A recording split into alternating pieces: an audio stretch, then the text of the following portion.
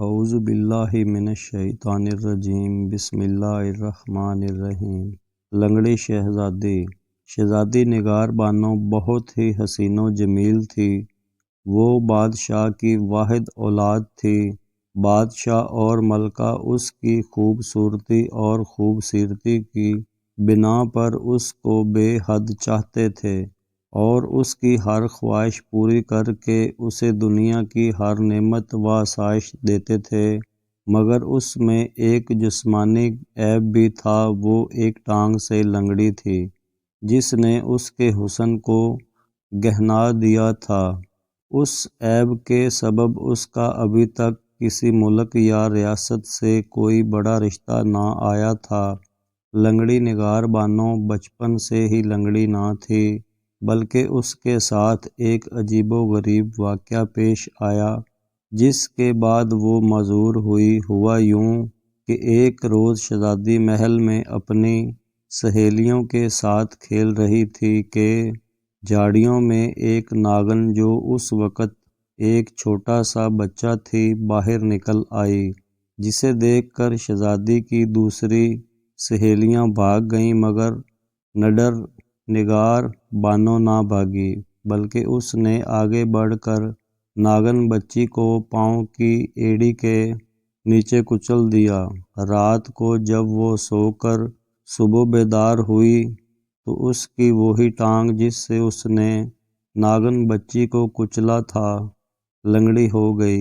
بادشاہ نے اس کا ملک کے ہر قابل طبیب سے علاج کروایا، مگر شہزادی کی معذوری سے نجات نہ پا سکی۔ وزیر ایک دن بادشاہ کے پاس آیا اور اسے خوشخبری دی کہ اب آپ کو شہزادی نگار بانو کی شادی کی فکر نہیں کرنی چاہیے۔ بادشاہ نے حیرت سے کہا، کیا مطلب ہے؟ وزیر نے کہا، حضور میں سچ کہہ رہا ہوں۔ پھر بادشاہ نے کہا، بیٹی کی شادی کی فکر باپ کو نہ ہوگی تو کس کو ہوگی؟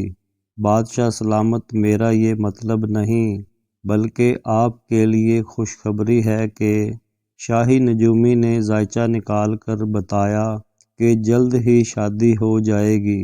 بادشاہ کو کچھ اطمینان نصیب ہوا۔ پھر ایک سرکاری اہلکار نے آ کر اطلاع دی کہ بادشاہ سے قریب ملک کا شہزادہ ملنے آیا ہے۔ بادشاہ کو آئے روز کسی نہ کسی بادشاہ یا شہزادے سے ملاقات ہوتی رہتی۔ بادشاہ نے اسے محل میں لانے کا حکم دیا۔ شہزادہ پہلے پہل بادشاہ کے سامنے آ کر عرض بجا لایا۔ پھر بادشاہ نے اسے بیٹھنے کو کہا اور پوچھا، شہزادے کیسے آنا ہوا؟ شہزادے نے کہا، وہ شہزادی نگار بانو سے شادی کا خواہ ہے۔ بادشاہ کو اس کی خواہش سن کر حیرت اور مسرت ہوئی۔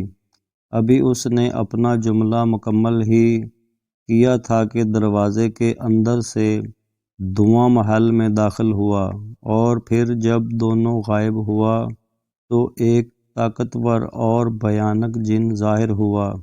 کچھ دربار میں موجود لوگ تو اس کی دہشت سے بے ہوش ہو گئے، کئی وہاں کھڑے تھر تھر کانپ رہے تھے، مگر بادشاہ اور شہزادہ اپنی جگہ پر موجود تھے۔ پھر جن نے ایک فلک شکاف قہقہ لگایا اور گرجدار آواز میں بولا، یہ شہزادی ایک مجرم ہے، میں اس کی شادی کسی قیمت پر نہیں ہونے دوں گا۔ جن کو دیکھ کر ہی سب کی پھکی بند ہوئی تھی، اس لیے کسی کی زبان سے کوئی لفظ ادا نہیں ہو پا رہا تھا۔ آخر شہزادے نے ہمت کر کے سکوت توڑا اور بولا، یہ شہزادی تمہاری مجرم کیسے ہے؟ جن دوبارہ اونچی آواز سے بولا، میری بیٹی ناگن کے روپ میں محل میں شہزادی اور اس کی سہیلیوں کا کھیل دیکھ رہی تھی کہ اسے دیکھتے ہی تمام اس کی سہیلیاں بھاگ گئیں، مگر شہزادی نگار بانو نے آگے بڑھ کر میری بیٹی کو، جو اس وقت ناگن بچی کے روپ میں تھی، کچل ڈالا اور میں اپنی اکلوتی اولاد سے ہمیشہ کے لیے محروم ہو گیا۔ مجھے جب پتہ چلا تو میں نے شہزادی کو لنگڑی بنا دیا، لیکن میں اس سے شادی کا پختہ ارادہ کر چکا ہوں۔ شہزادہ بولا، اگر تم اپنی بات پر قائم ہو تو تمہیں مجھ سے مقابلہ کرنا ہوگا۔ اگر تم نے مجھے مار دیا تو تم یہ شادی کر سکتے ہو، ورنہ میں یہ شادی نہ ہونے دوں گا۔ جن گرجا۔ شہزادے نے مقابلہ کا چیلنج قبول کر لیا۔ ٹھیک ہے، جن بولا۔ پھر دیو ہیکل جن نے اپنی تلوار نکالی جس کی چمک سے آنکھیں خیرہ ہو رہی تھیں۔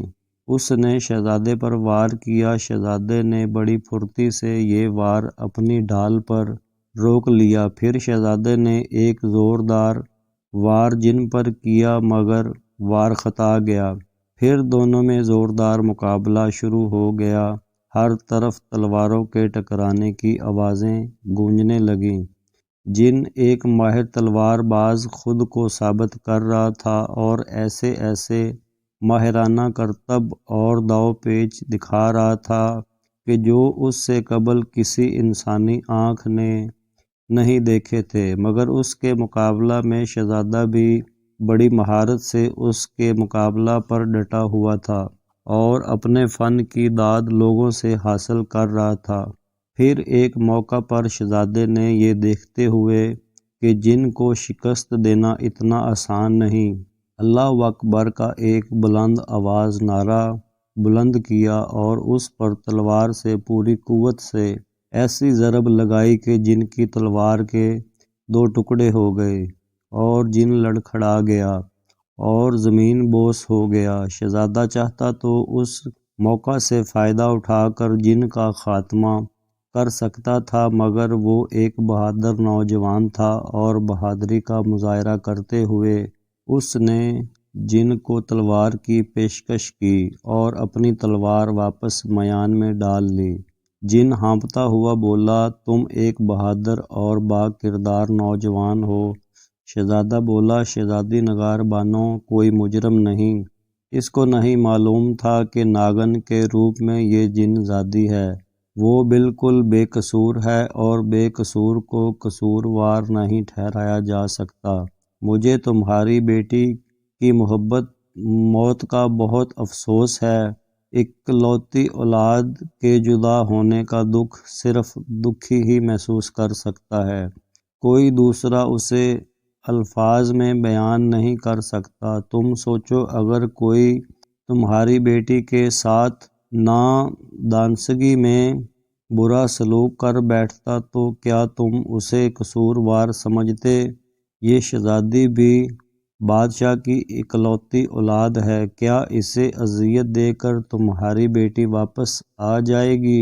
شہزادے نے دیکھا جن کی آنکھوں سے آنسو ٹپک رہے ہیں۔ اس نے بھری ہوئی آواز میں کہا، واقعی اس نے، یعنی شہزادی نے نادانستگی میں میری بیٹی کو مارا ہے، وہ بے قصور ہے، میں اپنی بیٹی کا وہ قتل معاف کرتا ہوں۔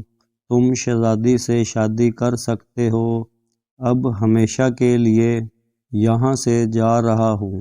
یہ کہہ کر وہ دوبارہ دھواں میں تبدیل ہوا اور محل کے دروازے سے باہر نکل گیا۔